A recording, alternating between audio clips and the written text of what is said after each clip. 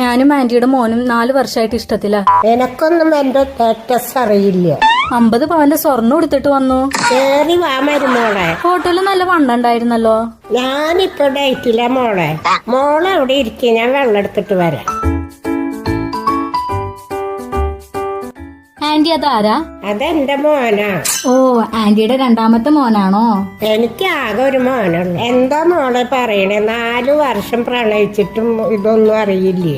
ഞാൻ എന്തെങ്കിലും ഉണ്ടാക്കിട്ട് വരാൻ കഴിക്കാം. ആന്റി ആദ്യന്നല്ല, അമ്മാന്ന് വിളിക്കും മോളെ. ആന്റി, ഇത് 3-ാം വളവ് 4-ാം നമ്പർ വീടല്ലേ? അയ്യോ അല്ല, 4-ാം വളവ് 3-ാം നമ്പർ വീടാ ഇത്.